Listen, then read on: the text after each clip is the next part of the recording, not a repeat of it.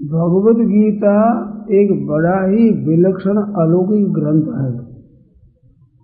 इसमें बहुत विलक्षण बातें हैं, परंतु एक युद्ध के मौके सुनाया गया, इससे एक विलक्षण बात सिद्ध होती है।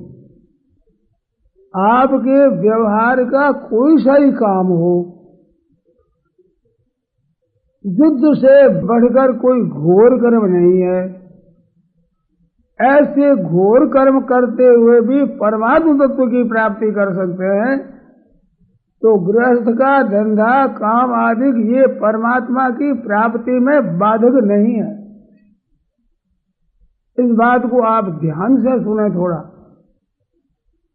मनुष्य के थोड़ा वैराग्य होता है तो वो झंझट मान करके संसार को छोड़ना चाहता है। ऐसी साधक की अनुभूति है, ये कोई बनावटी बात नहीं है, दिखता ही ऐसा ही है प्रत्यक्ष कि झंझट बहुत है, छोड़कर अलग होकर भजन करें बड़ा अच्छा रहेगा। और बात ठीक है, शास्त्रों की आज्ञा भी है, पर गीता एक बहुत विलक्षण बात बता रही है। भाइयों बहनों, कृपा कर आप ध्यान दें इस बात पर। परमात्म तत्व की प्राप्ति किसी योग्यता से, किसी परिस्थिति से नहीं होती है। किसी वर्ण, किसी आश्रम, किसी संप्रदाय, किसी देश, किसी वेश में आबद्ध नहीं है। परमात्म तत्व है वो सब जगह समान रीति से परिपूर्ण है। विरुद्ध से विरुद्ध, त्यागी से त्यागी, जंगलों में रहने वाले के लिए परमात्मा जैसे हैं, वैसा घोर कर्म युद्ध करते हुए, संसार का काम करते हुए भी वैसे की वैसी प्राप्त होंगे, इसमें किंचित मात्र भी संदेह नहीं। ये एक विलक्षण बात भगवद गीता कह रही है। व्यवहार में परमार्थ कला, व्यवहार करते हुए परमात्म सिद्धि की प्राप्ति भगवद गीता कह रही है। इसमें एक बात के जानने की बात आवश्यकता है। मनुष्य की क्रिया और पदार्थों पर दृष्टि रहती है। ऐसे ऐसे पदार्थ हम अर्पण कर दें, इन पदार्थों के द्वारा सेवा करें और ऐसा ऐसा काम करें, ये भजन कीर्तन करें, जप करें, ये क्रिया करें, तो क्रिया और पदार्थों का, व्यक्तियों का, परिस्थितियों का बहुत ज्यादा हृदय में मूल्य जमा हुआ है। इनका बहुत विशेष आदर हुआ है। तो समझते हैं इसके द्वारा ही परमात्मा की प्राप्ति होगी। परंतु इसमें एक मार्मिक बात है, उस तरफ ध्यान नहीं जाता। परमात्म तत्व की प्राप्ति के लिए उन उत्पत्ति विनाश वाली वस्तुओं की आवश्यकता नहीं है, त्याग की आवश्यकता है। नाशवान वस्तुओं का जो हृदय में महत्व है, उस महत्व बुद्धि का त्याग करने की जरूरत है। पदार्थों के, व्यक्तियों के, वस्तुओं के, परिस्थितियों के त्याग की महिमा नहीं है। शास्त्रों ने ये बात कही है, परिस्थिति विशेषता से बताई है। और एकांत सेवन करना आदि गीता में विविध सेवी, लघ्वासी, यथवाक काय मानस, ऐसा कहा। विविध देश सेवी तुम अरत जन संसदी, ऐसे साधनों में एकांत रहना करके योगी युंजीर सततम आत्मानम रहस्य स्थित, ऐसा कहा है। गीता में ये साधन भी बताए हैं। परंतु गीता जो मूल चलती है उसमें एक विलक्षण बात कही है। आवांतर साधन सब कहे। क्यों कहे कि अर्जुन ने पूछा, यस्यान्देश तन्मे ब्रूहि, जो निश्चित श्रेय हो वो मेरे को कहिए। तो कल्याण के जितने श्रेय साधन है वे सब के सब साधन भगवान ने गीता में कहे। तो दूसरे जितने साधन उनका भी समावेश हुआ है। परंतु मूल गीता क्या कहती है? योग बताती है। योग, उस योग के 3 भेद है। योगाश्रयो में आप प्रोक्ता निर्णांग श्रेयो विदितया। एकादश स्कंद में भगवान श्री कृष्ण कहते हैं योग 3 मैंने कहे हैं। कर्मयोग, ज्ञान योग और भक्ति योग। तो इनमें योग बताने का मतलब क्या है? योग सब में भक्ति और भक्ति योग, ज्ञान और ज्ञान योग, कर्म और कर्म योग, ये दो चीजें होती है। कर्म और कर्म योग एक नहीं है, भक्ति और भक्ति योग एक नहीं है, ज्ञान और ज्ञान योग एक नहीं है। योग का तत्व समझना, योग किसका नाम है? तो गीता ने परिभाषा की है समत्वम योग उच्यते, समता का नाम योग है। हर एक कार्य आप करें, किसी परिस्थिति में रहे, कैसी अवस्था में रहे, परंतु समता रखे। समता, समता के भी कई भेद है, परंतु गीता कहती है खास सिद्धि सिद्धियों समो भूत्वा समत्वम योग उच्यते। कार्य की सिद्धि हो असिद्धि हो, जो कार्य करते हैं वो निर्विघ्नता से पूरा हो जाए न हो जाए, लोग आदर करें न करें, प्रशंसा करें निंदा करें, फल मिले न मिले, ये जो द्वंद्व है दो, इन द्वंद्वों में अंतःकरण की समता, हर्ष और शोक न हो, राग और द्वेष न हो, ये सम रहे, संतुलन रहे अंतःकरण का ठीक तरह से, वो योग हो गया। गीता में ये नहीं प्राणायाम करने से योग होता है, एकांत बैठे समाधि से योग होता है, ऐसी ही बात नहीं। ये भी आई है, ये भी गीता में आई है, परंतु गीता मूल कहां से चलती है? ज्ञान योग और कर्म योग दो विशेषता जगह है, फिर भक्ति योग कहा है, और भक्ति योग की महिमा ज्यादा कही है, परंतु योग की महिमा है, सब में योग की महिमा है। भक्ति भगवान का भजन स्मरण कीर्तन करना भक्ति है, परंतु योग कब होता है? भक्ति योग कि जब हृदय में समता आ जाती है, तब वो भक्ति योग होता है। और कर्म सभी करते हैं, पशु पक्षी आदि भी करते हैं, और मनुष्य भी सभी करते हैं। जो काम सामने आ जाता है उस काम को करते हैं, वो कर्म होता है। परंतु कर्म योग कब होता है? कि जो कर्मों के करते हुए अंतःकरण में समता रहे, वो कर्म योग होता है। ऐसे ज्ञान, ये क्या चेतन क्या है, जड़ क्या है, सावरलिंगम क्या है, ब्रह्म क्या है, परमात्मा क्या है, सगुण क्या है, निर्गुण क्या है, आदि को ठीक तरह से जानना, शास्त्रों के तत्वों को समझना, ये ज्ञान है। पर ज्ञान में भी ज्ञान योग होना चाहिए। योग का तात्पर्य ये इन बातों को सीखे समझें, पर अंतःकरण में समता रहे, राग और द्वेष न रहे। निर्द्वंद्वो ही महाबाहो सुखम बंधात् प्रमुच्यते। ऐसे जो निर्द्वंद्व होता है, इन द्वंद्वों में बरोबर रहता है, द्वंद्वों का अपने पर असर नहीं पड़ने देता, तो वो सुख पूर्वक मुक्त हो जाता है। जिस किसी स्थिति में रहे, जिस किसी परिस्थिति में रहे, जिस किसी संप्रदाय में रहे, जिस किसी देश में रहे, जिस किसी वेश में रहे, निर्द्वंद हो जाता है, भीतर से तो मुक्त हो जाता है। यही तस्तर्गो ये शांग साम्य स्थितंग मन, जिन पुरुषों का मन साम्यावस्था में स्थित हो गया, उन पुरुषों ने यहां ही संसार को जीत लिया। क्योंकि निर्दोष संगे सम ब्रह्म, ब्रह्म निर्दोष और सम है। अंतःकरण जिसका निर्दोष और सम हो गया, तस्मात् ब्रह्मणि तीर्था, वे ब्रह्म में स्थित है। सज्जनों, बहुत सी बातें कही जाती है और सुनी जाती है, विचार की जाती है और पढ़ी जाती है, उसमें तुम्हारे भजन करने से ऐसा नहीं हो तो क्या नहीं हुआ, लोग भी कह देते हैं और मन में भी कसौटी लगाते हैं कि ऐसा अभी तक नहीं हुआ तो क्या हुआ। वैसी स्थिति होना है ना, ये एक और बात है, और परमात्मा तत्व की प्राप्ति होना एक और बात है। स्थिति से परमात्मा की प्राप्ति नहीं होती, परमात्मा तत्व की प्राप्ति से स्थिति हो जाती है, ये बात ठीक है, पर स्थिति के अधीन परमात्मा की प्राप्ति नहीं है। एक साधकों के लिए मार्मिक बात बताता हूं। स्थिति होती है वो एक समान नहीं रहती, जो तत्व की जीवन मुक्त गुणातीत पुरुष है, उनके वर्णन में भी आया है कि प्रकाशंच प्रवृत्तिंच मोहमेव च पांडव न द्वेष्टि संप्रवृत्तानि न निवृत्तानि गंसति। प्रकाशंच प्रवृत्तिंच मोह, ये 3 गुणों की वृत्तियां हैं। प्रकाश सात्विक वृत्ति है, प्रवृत्ति राजसी वृत्ति है और मोह तामसी वृत्ति है। तो इनके आने जाने पर गुणातीत के असर नहीं पड़ता। तो इससे सिद्ध क्या होता है कि सात्विकी राजसी तामसी वृत्तियां गुणातीत जीवन मुक्त पुरुष के भी आती है।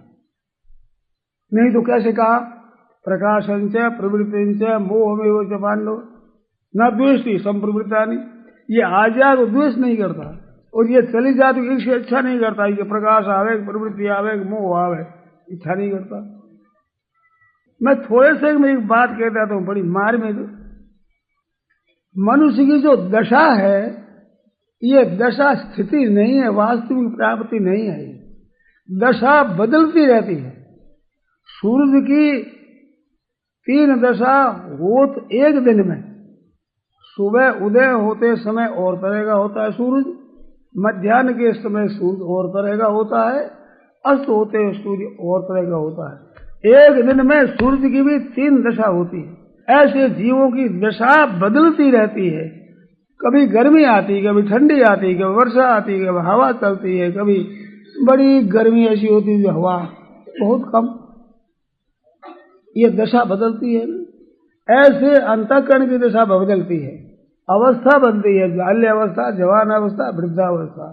ऐसे जागृत अवस्था, स्वप्न अवस्था, सुषुप्ति अवस्था और मूर्छा और समाधि अवस्था, ये अवस्थाएं हैं।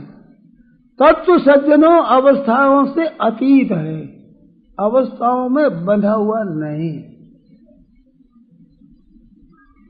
इस बात से कहते हमारी तो ऐसी अवस्था नहीं हुई, ऐसी स्थिति नहीं हुई तो क्या हुआ? अरे भाई, ऐसी स्थिति हो जाए तो भी हो जाए, ऐसी बात नहीं है परमात्मा प्राप्ति हो जाए, और ऐसी अवस्था नहीं हो तो परमात्मा प्राप्ति नहीं होगी, ये बात भी नहीं है। वो बात एक अलग है, विलक्षण है। संपूर्ण अवस्थाओं में है और संपूर्ण अवस्थाओं से अतीत है, और सब अवस्थाओं में रहते हुए भी बिल्कुल निर्लिप्त है। वो किसी अवस्था में लिप्त नहीं है, किसी अवस्था की वो अधीन नहीं है, किसी अवस्था की वो परतंत्र नहीं है, पराधीन नहीं है, विलक्षण है, अलौकिक चीज है। और सब अवस्था में वैसे के वैसे है। जैसे समाधि है निर्विकल्प, उस निर्विकल्प समाधि में जैसा तत्व है, घोर युद्ध करते हुए तलवार बजाते हुए वैसी स्थिति में हो, उसमें कुछ फर्क नहीं पड़ता, उस तत्व में कुछ अंतर नहीं पड़ता। वो है ज्यों का त्यों तत्व मौजूद है। अब उस तत्व की प्राप्ति के लिए किसकी आवश्यकता है? समता की। क्रिया घोर करे चाहे सौम्य करे। अर्जुन ने भी कहा कि महाराज घोरे कर्मणि किग्नि हो जैसी, मेरे को घोर कर्मों में क्या लगाते हैं? जब बुद्धि श्रेष्ठ है, व्यवसायत्मक बुद्धि, पहले स्थित प्रज्ञ का वर्णन है दूसरे अध्याय में, तो प्रज्ञा जिसकी बुद्धि स्थिर हो गई है, उस बुद्धि की भगवान ने बड़ी महिमा की। दूरे ने यवरंग कर्म बुद्धि होगा, बुद्धि योग से कर्म बहुत ही निकृष्ट है। तो बुद्धि श्रेष्ठ है तो घोर कर्म में क्यों लगाते हैं? सौम्य कर्म में नहीं लगाना चाहिए मेरे को, यज्ञ याग दान आदि में भी बुद्धि श्रेष्ठ है। तो भगवान ने कहा भैया 2 तरह की निष्ठा होती है, एक विवेक विचार द्वारा उसमें स्थिति होती है, एक कर्म करते उसमें स्थिति होती है। कर्म करते हुए वो कर्मयोग निष्ठा है। तो ऐसा ते भीता सांख्य, सांख्य में बुद्धि कह दी, योगे तो इमाम सुन, योग के विषय में अब मैं अगाड़ी कहता हूँ वो सुनो। कर्म करते हुए जो योग होता है कर्म योग होता है। तो उस कर्म योग में बहुत विलक्षण विलक्षण बातें कही है। अब थोड़े से समय में क्या क्या बताऊं, आप लोग गीता पढ़ें तो आपको समझ में बात आवेगी, और तो मैं बड़े संक्षेप में और बड़ी सरलता से आप लोग समझें, इस रीति से कहता हूं गीता की बात। गीता ने कहा यथा प्रवृत्तिर्भूतानां येन सर्वमिदं ततम्। जिससे संसार उत्पन्न हुआ है, स्थित रहता है, लीन होता है, जिस एक विलक्षण शक्ति से जो सब में व्याप्त है, स्वकर्मणा तमभ्यर्च्य, अपने कर्मों के द्वारा उस परमात्मा का पूजन करो। परमात्मा का पूजन देखो, एक होता है कर्म, एक होती है सेवा, एक होती है पूजा। एक क्रिया एक समान है। जैसे काम धंधा करना है तो काम धंधा तो नौकरी कर देगा, पैसा दे दो वो काम धंधा कर देगा, तो वो कर्म होता है, करना होता है, क्रिया होती है। और सेवा होती है, उसमें सेव्य को सुख कैसे हो, उसको आराम कैसे मिले, ये दृष्टि रहती है। काम करने वाले तो क्रिया पर दृष्टि देता, ऐसा काम कर तो मजदूरी हो जाएगी, पैसा मिल जाएगा। परंतु सेवा करने वाला का भाव केवल क्रिया करने पर नहीं होती, उसकी दृष्टि रहती है सेवा करने की, सेव्य को सुख पहुंचाने की, आराम पहुंचाने की दृष्टि रहती है। और पूजन होता है वो केवल शरीर को आराम पहुंचाना नहीं, उसका आदर करना, उसका महत्व समझना, अपने को तुच्छ सेवक और वे सर्वोपरि मालिक है, परमात्मा है साक्षात, ऐसा करना वो पूजन होता है। सेवा काम धंधा हुआ, जैसे नौकर करता है वो क्रिया हुई, क्रिया से सेवा हुई, भोजन करा दिया, वस्त्र दे दिया, सुला दिया, तन साफी कर दी, ये सेवा हो गई। और पूजन है पुष्प चढ़ाना, चंदन चढ़ाना, पुष्प माला पहनाना, आरती करना आदि आदि, ये पूजा है। तो पूजा में उसको आराम मिले ये दृष्टि नहीं होती, उसका महत्व कैसे हो, उसका आदर कैसे हो हृदय में, तो वो आदर है, वो महत्व है, ऐसे जो क्रिया की जाती है वो पूजन होता है, वो पूजा की जाती है। सेवा में आराम देखा जाता है और काम करने में क्रिया देखी जाती है, काम ठीक तरह से कर देना, पैसा मिल जाएगा, ले लेंगे।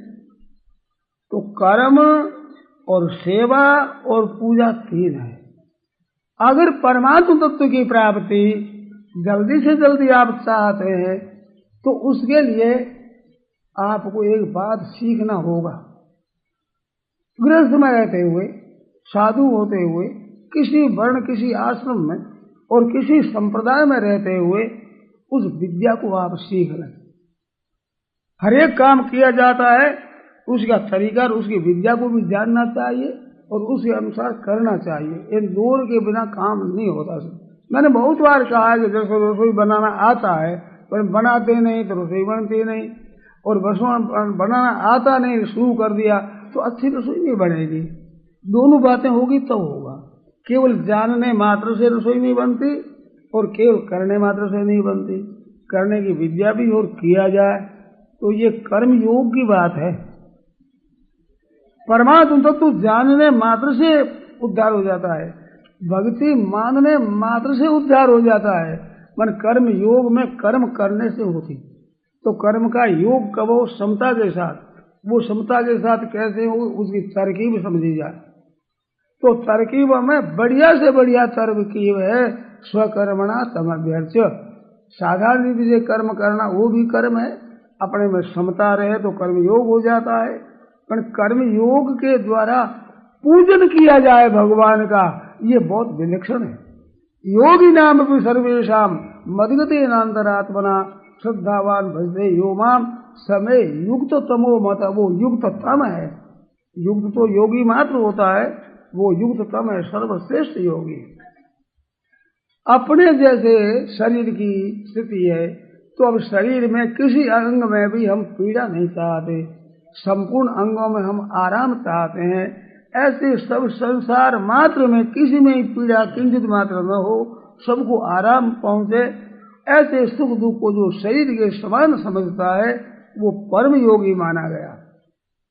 परंतु योगियों में भी सब में मदगत अंतरात्मा जिसका है और श्रद्धा भक्ति पूर्व मेरा भजन करता है वो युक्त तम है, श्रेष्ठ योगी है, उत्तम योगी माना गया। तो अब वो तरकीब बताता हूं, गृहस्थ में रहते हुए भाई बहन कैसे करें। उनके लिए एक विधि है। अपने स्वार्थ का, अपने अभिमान का, अपनी बात का जो अभिमान रहता है, मेरी बात रहे, मेरा हुक्म चले, मेरा सब आदमी माने, ये है कामना। न्याय युक्त बात कहना है सबके लिए, सबका अधिकार है, सबका अधिकार है अपनी बात कहना, श्रेष्ठ से श्रेष्ठ बात कहना, परंतु मेरी बात ये माने, ये आग्रह नहीं चाहिए। बात कहने में सबके हित की हो, पर बेटी मेरी बात माने, ये नहीं है। हमारे यहाँ संतों ने पतिव्रता का उदाहरण दिया। भगवान के पास कैसे रहे, पतिव्रता रहे पति के पास, यूं साहिब के ढिग रहे दासा। पतिव्रता जैसे पति के पास रहती है, ऐसे प्रभु के पास दास रहता है। तो उसका अर्थ ये है कि उत्तम जो पतिव्रता होती है, वो मन से, वचन से, कर्म से किसी तरह से विमुख न होकर और पति की सेवा में, पूजा में, अर्चा में, काम धंधे में तत्पर रहती है। तो वो एक पतिव्रता होती है। ऐसे भगवान का व्रत होता है, जिसके व्रत मानो नियम। ये जो विद्या पढ़ते हैं ना, इन विद्या में दीक्षा और शिक्षा दो होती थी। अब शिक्षा तो होती है, सीखना तरह तरह की बात है, ये शिक्षा है, मैं दीक्षा नहीं है, दीक्षा। हमारे यहाँ पहले जनेऊ होता था, व्रत लेते थे और व्रत लेकर दीक्षित होकर के फिर शिक्षित होने तो फिर पढ़ाई करते थे। तो वो दीक्षा है, वो है मनुष्यपन, वो है प्राण, और ये शिक्षा है, ये है श्रृंगार। शरीर बड़ा सुंदर है, श्रृंगार सबको जीवन मुर्दा है, मुर्दा बिना प्राण के। और प्राण है और सीखा हुआ कुछ नहीं है तो भी मुर्दे से अच्छा है, श्रेष्ठ है। तो आचरण जिसके ठीक है, भाव जिसके ठीक है, और ये शिक्षा नहीं है, गहना कपड़ा बढ़िया नहीं है, पर जीता है आदमी, ये है प्राण है उसके। और गहना बहुत बढ़िया है, कपड़ा बहुत बढ़िया है, श्रृंगार बहुत बढ़िया है, अतर तेल फूले लगा दो, सुगंधी लगा दो, पर प्राण नहीं है। तो बिना दीक्षा के, बिना व्रत के, बिना अपने आचरणों के, भावों के बिना शिक्षा है, वो मुर्दे का श्रृंगार है। इस वास्ते भीतर की शिक्षा है, वो प्राण है। वो क्या है? उन प्राणों का भी प्राण ये है कि अपना अहंकार, अपनी बात रखना, मेरा ही हुक्म चले, मेरा ही बस चले। ये सज्जनों आपको कड़वी लगेगी, परंतु ये नरकों का रास्ता है। इसी का नाम कामना है। ये बात समझ में देरी से आती है। वो देरी से आती है इस वास्ते एक उदाहरण कहता हूं। मैंने वर्षों व्याख्यान दिया, लोगों को समझाया है, परंतु हमारे अक्ल में नहीं आई बात। ये इस वास्ते कहता हूं आप विशेष ध्यान दें। ये कठिन बात है, समझ में आनी कठिन पड़ती।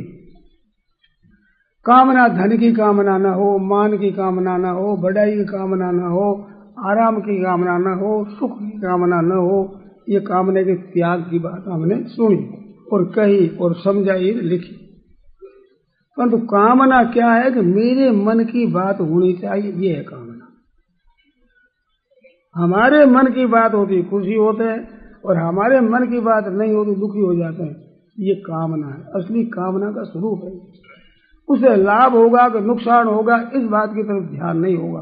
मेरे लाभ होगा कि औरों के लाभ होगा, किसी के नुकसान होगा, इन बातों की तरफ ध्यान में मेरी बात मेरी रहे, मुंह से मेरी रहे। ये है कामना। इसका त्याग कर दो। सबका हित कैसे होता? अपने अभिमान का, अपनी बात का आग्रह बिल्कुल न हो। हित सबका कैसे हो? वो हित करने में सेवा है, अरे हित करते हुए पूजा कैसे हो सबकी? सबका आदर कैसे हो? सबका वास्तविक सम्मान कैसे हो? ऐसे उसका आदर करना है। वो जो सम्मान करना है, देखो काम करना तो क्रिया की प्रधानता होगी, सेवा करने से शरीर की प्रधानता होगी, और पूजा से उसकी खुद की बात होगी।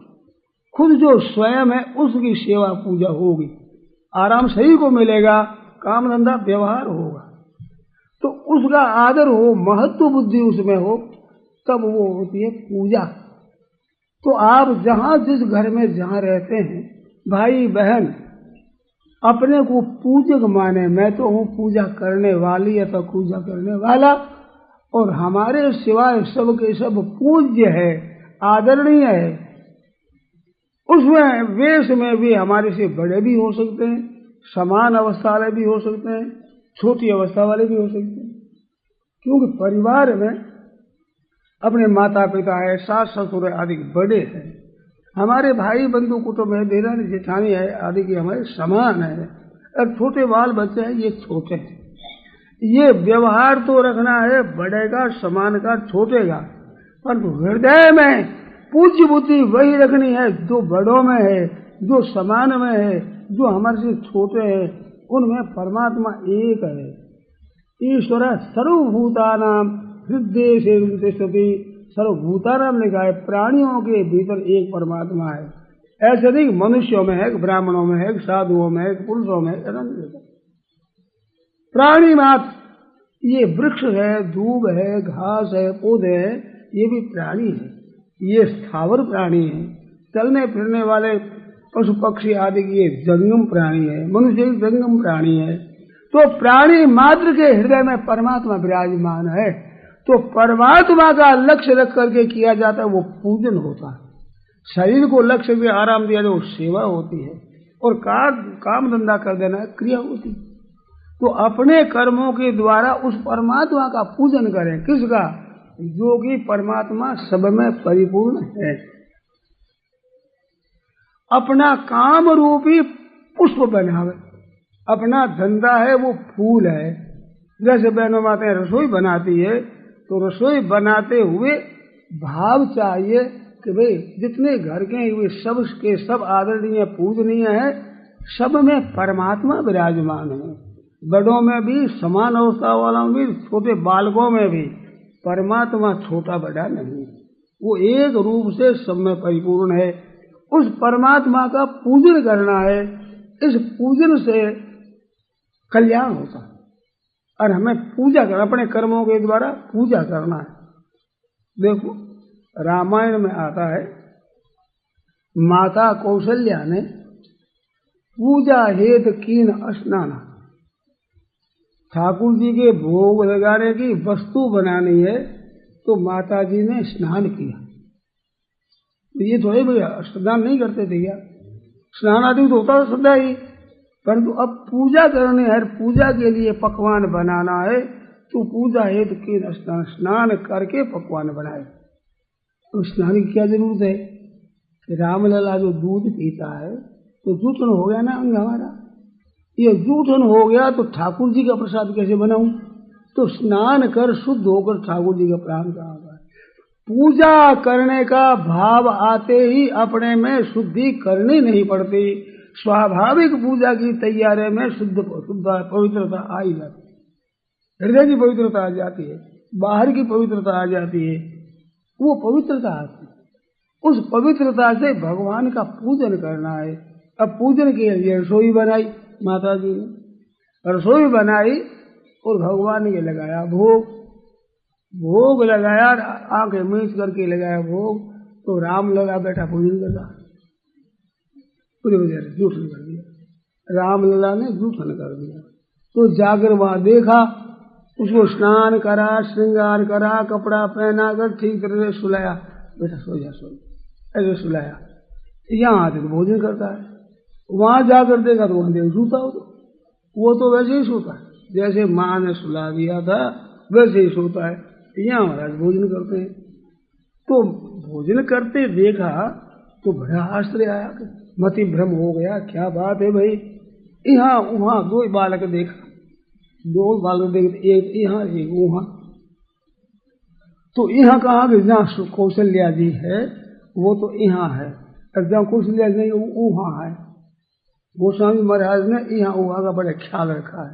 राम जी के साथ तो यहाँ कहते हैं, वहां 10 कंदर केरा खड़ा, वहां 10 कंदर खड़ा, वहां कहते हैं, यहाँ नहीं कहते हैं। यहाँ प्रातः गुनाह जागे, तो सदा राम जी के साथ रहते हैं, अब दोनों जगह बालक है तो किसके साथ रहे कौशल्या जी? तो कौशल्या जी जिस बालक के पास में है यहाँ और वहाँ वो बालक दूसरा जो है देखा वो ऐसे लेकर उनका पूजन करती है। तो बती भ्रम किया क्या हो गया, आँख बेच करके भगवान की प्रार्थना की, महाराज ये क्या को तो गए? तो भगवान ने हंस दिया और भगवान ने विराट रूप दिखाया। तो माता जी के मन में ज्ञान विशेष था। दशरथ जी के तो प्रेम की प्रधानता थी, कौशल्या अम्बा के प्रेम की प्रधानता थी, नहीं इनके ज्ञान की प्रधानता थी। सोई गति सोई मति सोई सुगति सोई पुण्य चरण स्नेह, जो आपके अनन्य भक्तों के होता है वो मेरे को दीजिए। दशरथ जी ने कहा कि मेरे धृत विषय जगत पदरती हो, आपके चरणों में प्रेम मेरा पुत्र विषय होना चाहिए। मोई के ने मूड कहे कि उनको लोग मूड गए मूर्ख है, भले ही मूर्ख को मैं ज्ञानी नहीं बनता, मेरा तो चरणों में प्रेम होना चाहिए। तो इधर दशरथ जी महाराज का है प्रेम, कौशल्या के है ज्ञान, उधर जनक जी महाराज के है ज्ञान और उस सुनैना जी के है प्रेम। वो प्रेम है। जब धनुष उठाने लगे तो वो क्या कहती है, दूर से सुनैना खड़ी ऊपर से देख रही है और महाराज कह रही है कि देखो सखी से कौतुक देखन हारे, जेऊ कहावत हितु हमारे, हमारे हितकारक कहलाने वाले तमाशा देख खेल देखते हैं। यहाँ कहते कहते हद कर दी महाराज कि भूप शयानप सकल शिरानी, बड़े बड़े ज्ञानी महाराज जनक के पास में आकर अपनी परीक्षा देते ज्ञान सीखते हैं, उनके लिए वो माता जी कहती है कि राजा की सेना बुद्धिमानी खत्म हो गई। भूप शयानप सकल शिरानी, आज तो बुद्धि नष्ट हो गई, उनका ज्ञान ही नष्ट हो गया। जो छोटे से एक बालक के हाथ में धनुष दे रहे हैं, रावण बाण छुआ नहीं चापा, उनके तो धनुष छुआ ही नहीं, और छोटे से एक बालक के साथ हाथ धनुष दे देंगे, उठाओ क्या करते हैं? ठीक नहीं करते हैं। और इतने समय कोई विचार ही नहीं करता है। ऐसे करके माता जी व्याकुल हो जाती। क्यों जाती? प्रेम है। प्रेम में रामलला छोटा सा दिखता, वो बड़ा नहीं दिखता। प्रेम है ना, प्रेम उमड़ रहा है। तो सुनैना जी के मन में आया क्या करो, अभी हृदय लगा दूं, अभी दूध पिला दूं, अभी ऐसा लगा लो हृदय, ऐसा भाव आ रहा है, प्रेम उमड़ रहा है। अब ऐसे बालक के हाथ में धनुष बाण दिया जाए कि धनुष तोड़ो, कैसे होगा? ठीक है नहीं। तब सखियों ने समझाया कि तेजवंत लघु गुणीय नैरानी, तो तेजवान होते गुण छोटा नहीं मानना चाहिए। रवि मंडल देखत लघु लागा, उसे तासु त्रिभुवन तम भागा, उसे ऐसे दृष्टांत दिए। अंकुश महामत गजराज कह बस कर अंकुश खर, छोटा सा अंकुश होता है, मत वाले को हाथी को वश में कर लेता है। कहाँ है बहुत बोलो? इस बात ये छोटा बड़ा नहीं, जो तेज होता है वो बड़ा होता है, तुम छोटा मत समझो। ऐसे तो धीरे दिया महाराज न जाने ये सभा में ही जा बोल दिया तो पता नहीं। ऐसे बताया कि माता जी ऐसा मत मानो आप महारानी जी, ऐसे समझाया। तो प्रेम जहाँ होता है वहाँ स्नेह उमड़ता है, वहाँ उनका प्रभाव लुप्त हो जाता है। भगवान की एक ऐश्वर्य शक्ति है, एक भगवान की माधुर्य शक्ति है। तो प्रेम में माधुर्य शक्ति काम करती है, ऐश्वर्य शक्ति काम नहीं करती।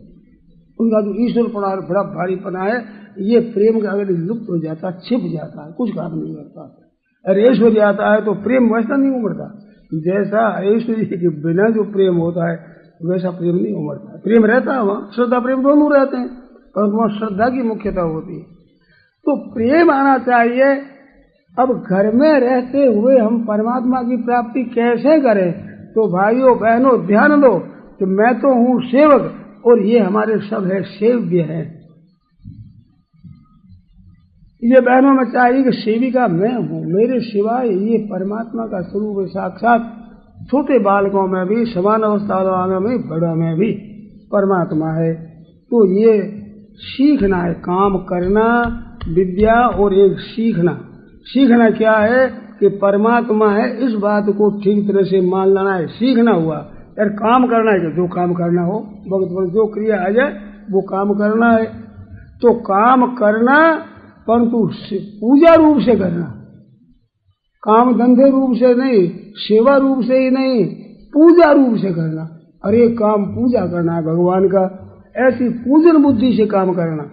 व्यापार करो तो जो कोई आ जाए ग्राहक उसके साथ बात करो, तो काम धंधा करा, वस्तु दे दी, रुपया ले लिया, काम हो गया। परंतु सेवा कैसे हो, और जगह ये खरीदे, उससे हमारे से खरीदने पर कुछ न कुछ इसको अधिक मिलना चाहिए, ये सेवा होगी। कुछ न कुछ ये नफा होना चाहिए। गलते ना होते ऐसे खेच कर ना होता, ऐसे जाके नापो तो 4-6 में कम हो जाएगा कपड़ा। किसी तरह से कपड़ा बच जाए, ये भावना होती है तो ये ठगाई होती है, सेवा नहीं होती। ये तो लूटना है एक तरह का। दे लेता तो बत्तो ले देता कसर पावरी, पीपा पर देखिए बाजारों में बावरी, तो लूटे हैं बाजार में। ये वास्तव में सेवा नहीं, इधर स्वार्थ होता है, डाका डालते हैं, चोरी करते हैं, ठगी करते हैं, धोखाबाजी करते हैं। ये वास्तव में नहीं है। हमारे सेवा करो, अरे बढ़िया चीज है, पूजा करो। ठाकुर जी आ गए हैं, ग्राहक रूप से आओ बैठिए। अब काम वही करते हैं आप, जहाँ देखा ग्राहक अधिक है, लाओ लाओ पान लाओ, ठंडा कर लाओ, अरे पंखा करो, क्या करते हो, पंखा खोल, थोड़ी हवा हो जाए वो ठीक तरह से। सेवा वही है, सेवा है ये। अरे पूजा भी कर देते हो, पर करते हो ठगी के लिए, धोखा देने के लिए कि माल हमारे से खरीदे और किसी से पंजे में फंस जाएगी, ऐसा करते हैं भाई। वो सेवा है ना, वो पूजा है, वो काम भी नहीं है, ये तो ठगाई है। ऊपर से व्यवहार अच्छा, ऊपर मीठी बात कतरनी खाक में, आग बुझी मत जान कभी है राख में, बुझी तो हुई आग। ऐसा नहीं, पूजन करना है कि साक्षात परमात्मा है, इनका आदर करना है। जहाँ न जानो किस वेश में नारायण मिल जाए पता नहीं है, पुत्र रूप से आ जाए, बहन रूप से आ जाए, दिनरी रूप से आ जाए, जेठान रूप से आ जाए, नंद रूप से आ जाए, सास रूप से आ जाए, ससुर के रूप में आ जाए, या किस वेश में आ जाए भगवान, तो समय में ही पूजन करो तो भगवान प्रकट हो ही जाएंगे, कहीं न कहीं चट प्रकट हो जाएंगे भगवान। पर वो भगवान होंगे आपकी पूजन करने से। तो गीता ने कहा कि स्वकर्मणा तम अभ्यर्च्य सिद्धिम विन्दति मानव, अपने कर्मों के द्वारा पूजन करे। कर्मा तो शेष भी कर्मणीय भाई, जो आपकी जिम्मेवारी ये काम हुई है, वे काम ही पुष्प है, वही चंदन है, वही माला है, उसके द्वारा पूजन करना है। भाव पूजन का हो आपका, तो घर में रहते हुए खटपट कब नहीं होगी कि एक एक का पूजन करें, तो एक एक का नहीं, भगवान का। सास है बहु रूप से भगवान का पूजन करे, तो आदर सत्कार करे, ऐसा नहीं कि आरती करे, चंदन सजावे, ये नहीं। बर्ताव तो बहू के साथ जैसा करना चाहिए सास में वैसा ही करे, पर करे सेवा रूप से, भीतर से पूजा रूप से करे। जैसे भगवान श्री कृष्ण अर्जुन का रथ हाँकते, सामने भीष्म जी महाराज बाण छोड़ते, तो भीष्म जी महाराज बाण छोड़ते हुए कृष्ण के ऊपर रियायत नहीं करते। महाभारत में वर्णन आया है, भगवान की लगाम पकड़ने है, चाबुक पकड़ने है, उन हाथों के ऊपर छोटे छोटे बाण छोड़ते, छोटे छोटे, जो हाथों में लग जाए, लगाम न पकड़ सके, चाबुक भी न पकड़ सके, इस तरह से कर देते हैं लोग हाथ। और वक्र तोड़ दिया, कवच तोड़ दिया, हमारा लोहे का कवच पहनने के लिए उनको छिन्न भिन्न कर दिया है। विष्णु जी महाराज ने क्यों कर दिया कि स्वकर्मणात्मा भी, अपने कर्मों से पूजन करना है। कर्म क्या क्षत्रिय का, क्षत्रिय और सामने कैसे करे, इस तरह से पूजा करे। वो पूजा है बाण मारना, लोग लुहान कर देना, उनके हाथ को ऐसा कर देना जो लगाम पड़ना मुश्किल हो जाए, और बख्तर तोड़ देना, ये पूजा है। क्योंकि स्वकर्मणा तो अपना कर्म, युद्ध चाहे पलायनम दान में स्वभाव से क्षात्र कर्म स्वभाव, जब अपने कर्मों के द्वारा पूजन करना है, तो इस तरह से उनका पूजन कर रहे हैं। तो ये पूजा बुद्धि से आप अगर करो तो परमात्मा प्राप्ति हो जाएगी। काम वही आप जो करते हो, रोजाना करना पड़ता ही है। गृहस्थ में रहते हो, काम तो करना ही पड़ता, सबके लिए रसोई भी बनाना है, झाड़ू भी देना है, बच्चों का पालन पोषण करना है, बर्तन भरने हैं, सब काम करना है। तो करना पूजन रूप से, जैसे ठाकुर जी के मंदिर में जैसे पूजन करते हैं, यहाँ पूजन करना, झाड़ू दे तो ठाकुर जी का मंदिर है, भोजन करे तो ये ठाकुर जी के हैं, परमात्मा के साक्षात, इनको रसोई करानी है, ठाकुर जी के भोग लगाना है, और ठाकुर जी के भोग लगा ठाकुर जी के जनों की सेवा करना है। भगवान के भोग लगाया जाता है, परंतु भोजन का स्वाद भक्तों के द्वारा लेते हैं भगवान। वो स्वीकार कर देते हैं, सुगंधी मात्र ले लेते हैं, परंतु उनमें स्वाद कैसा है वो भगवान भक्तों के द्वारा लेते हैं। भगवान के वहां आनंद आता है विशेष रस। तो पूजन करना है, भगवान का पूजन हो जाता है, उनके भोग लगाने मात्र से पूजन हो जाता है भगवान का। इस बात से लखपति और करोड़पति भी हाथ पसारेंगे, यात्रा प्रसाद दे दो, प्रसाद कण का देते हैं, आप खुश हो जाते हैं, राजी हो जाते हैं। वो मिठाई के भूखे नहीं है। परीक्षा करना हो तो कोई सेठ हाथ पसारे, कर जाओ तो इन 5 रुपये की मिठाई दिला दो, दुकान से हाथ पसारे मिठाई के लिए करता है कि नहीं, तो 5 रुपये में ज्यादा ही हवेगी मिठाई। मिठाई का भूखा है क्या? वो ठाकुर जी का प्रसाद है, भगवान का प्रसाद है। तो ऐसा प्रसाद बनाओ, जो सब काम को प्रसाद बनाओ, भगवान की अर्पण करो, पूजन करो। वो पूजन करने से प्रसाद हो जाता है। उस प्रसाद का महात्म्य महाराज खावे उसको खिलावे उसको सबका निहाल हो जाते हैं। ऐसे अपने कर्मों के द्वारा भगवान का पूजन करो। तो गृहस्थ में रहते हुए काम करते हुए हम परमात्मा की प्राप्ति कैसे कर लें? प्रश्न आया कि खटपट 9 बजे खटपट कैसे मचेगी बताओ? पूजन मैं करूं, वो कहते मैं पूजन करूं, वो कहते मैं पूजन करूं। ऐसे काम धंधे के लिए लड़ाई होगी, मैं करूं। आज होती तू कर करते हुए काम तो एक को करना ही पड़ता है, मन भार हो जाता है, बोझा हो जाता है। क्या करें, ये करना पड़ेगा। और मैं करूं, आज तो निहाल हो गए, मेरे को पूजा का समय मिल गया, अवसर मिल गया। बताओ, काम वही, आदमी वही, परंतु आराम तलवी पकड़ते हैं, अभिमान रखते हैं। बेटी जाएंगे, इनको नहीं जाएंगे, ये तो घर में रसोई स्वयं बनाती है, ऐसे हम नहीं, तो हम कन्या देंगे जहाँ नौकर रसोई करता हो वहां देंगे। अब नौकर रसोई करता हो, क्या दोगे? नौकर भोजन करा सकता है क्या? भोजन तो माँ करा सकती है, तो माँ की तरह स्त्री करा सकती है। तो भोजन के ऊपर तो स्त्रियों का काम आधिपत्य रहना चाहिए ठीक तरह से। जाने आपके पास बहुत अच्छे नौकर रख लो, मैं मना नहीं करता, और मेरे मना करने से आप मना होंगे भी नहीं। तो मैं ये नहीं कहता आग्रह का आप ऐसा करो, परंतु भाव ये चाहिए कि सबको भोजन करना है। अच्छे लड़के वो कहते हैं रसोई बन गई तो माँ भोजन कराओ, भोजन करो। अरे भाई नींद नहीं बैठी तो ले ना, माँ आप चलो। तो माँ के हाथ का भोजन बहुत प्यारा होता है। जीवनो तो मारे हाथ हो भले जहरी, अरे घी तो गाय का हो भले शेरी, छेड़ो बैठो ठहरो छाया में हो भले कैरी, चालनो तो मार्ग में हो भले फेरी, बसनो तो भाया में हो भले बेरी।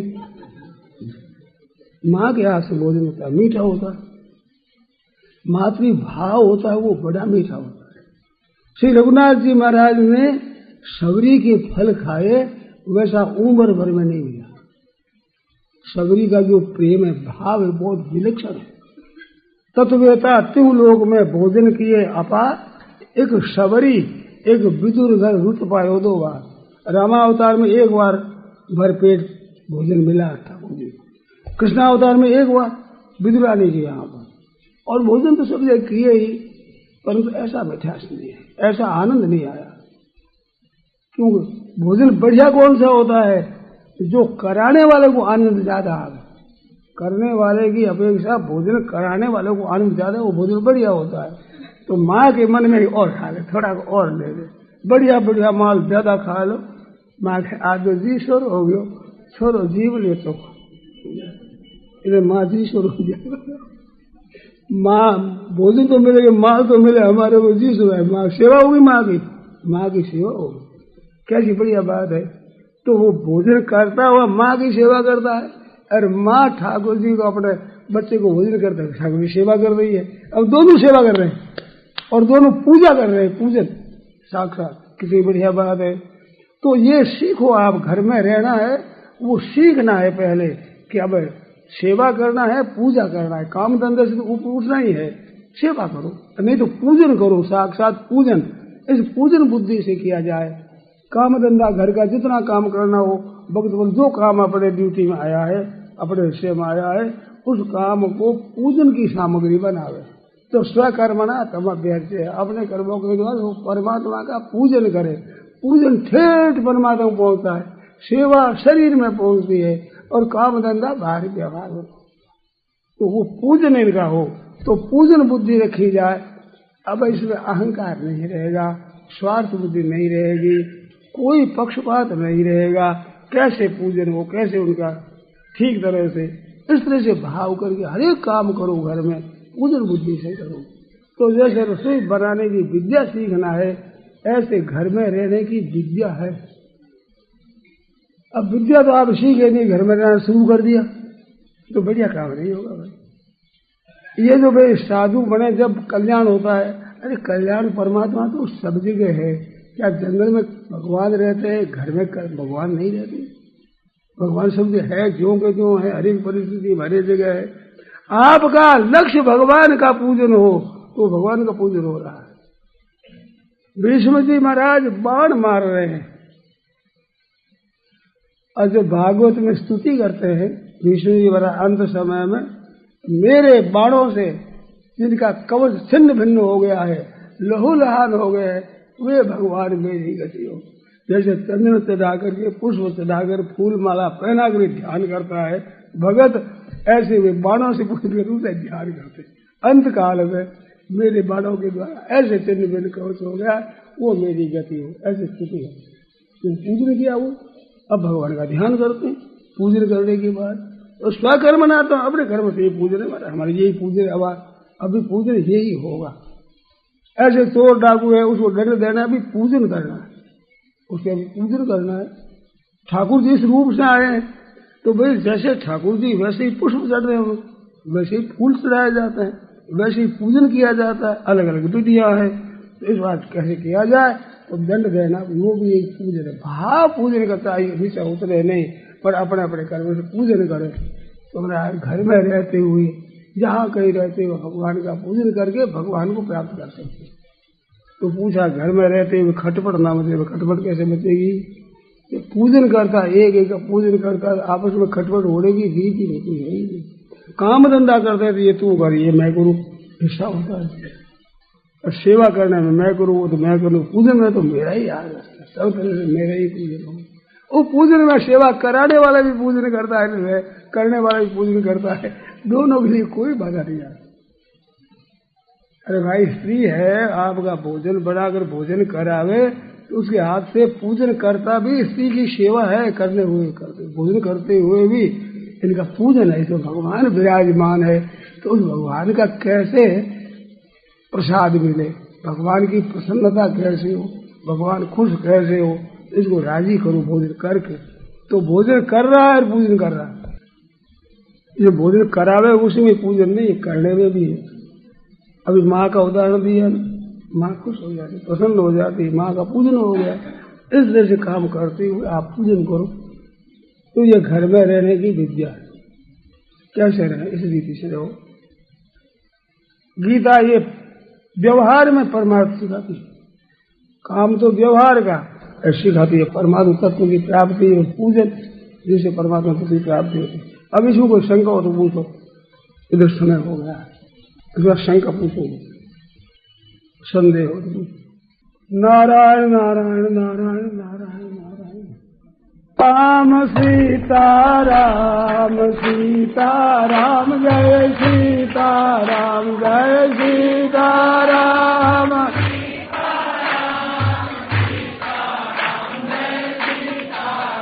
जय सीता राम सीता राम सीता राम, जय सीता राम सीता राम, जय सीता राम, जय सीता राम सीता सीता राम, जय सीता राम, जय सीता राम,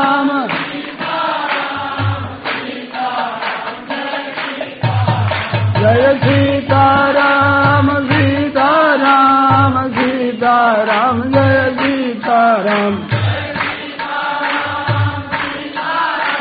सीता राम, जय सीता राम, जय सीता राम सीता,